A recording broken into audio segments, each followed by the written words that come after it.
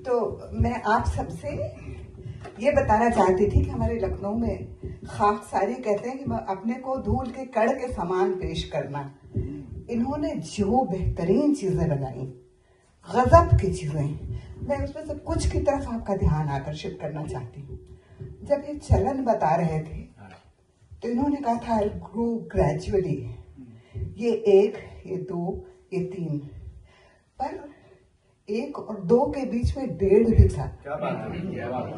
4 और 6 के बीच में 5 भी था। ये पुराने जमाने के सवैया और अढ़ैया वाली चीजें हुआ करती थी, आज सुनाई नहीं देती, दिखाई नहीं देती।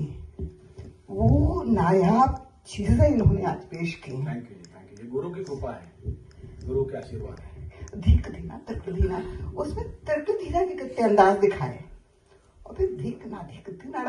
आपको क्या बताएं, ये बनारस घराने की लग्गी की खास चीज है। क्या बात। ये धातु नाड़ा सुनने को नहीं मिलता, जो कि आपने कायदे में दिखा दिया। वाह वाह, तब ये खुश हो गई। ज्यादातर मैंने बताया है, पर हर बारीकी के अंदर भी बारीकी थी, बहुत गूढ़। जैसे बम्बई में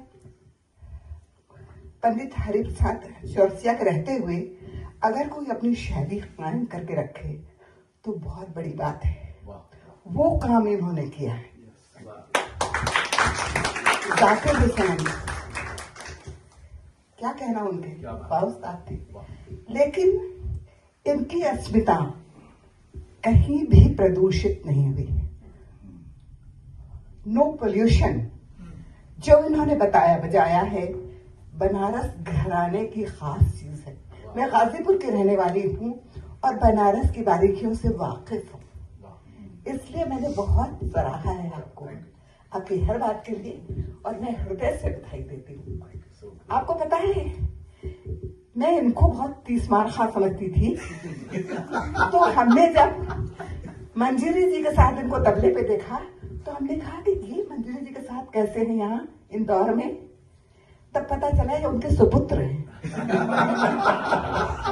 ये मेरा पहला परिचय था कि पुरुदाधीज के अशीति उत्सव हो रहा था और वहां मैं थी, तो वहां मैंने आपको पहली बार देखा। And from there I am following you. Thank you so much, आपके आशीर्वाद। सोलो तबले का इन्विटेशन कहीं मिले तो झेलना बहुत मुश्किल काम होता है। सही बात। क्योंकि आजकल मीडियोक्रिटी की बहार है, तो उस मीडियोक्रिटी के बीच से अगर कोई हीरा चमक करके आ जाए तो तबीयत खुश हो जाती है। मैं आपको बताऊं, कल हमने वोकल का एक प्रोग्राम सुना था, अरे वायलिन का। डॉक्टर एन राजम बहुत बड़ी हस्ती है, पंडित ओंकारनाथ ठाकुर के शिष्य, तो उनकी गायकी बिल्कुल ज्यों कि त्यों उन्होंने जज्ब कर ली है अपनी बेटी को और अपनी नातिन को। ये उनके ग्रैंड डॉटर थे, बहुत अच्छी तालीम दी है, लेकिन कल का बजाना तालीम का बजाना था। जो राहत के कुछ क्षण थे वो इनकी बदौलत।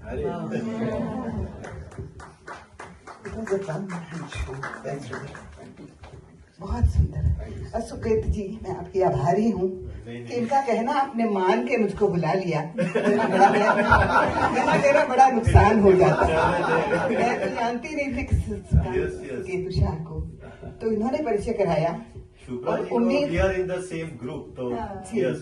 पर शुभ्रा जी को आज पहली बार पता चला कि आप गरबा भी कराते हैं। इस बार मैं जरूर आऊंगी।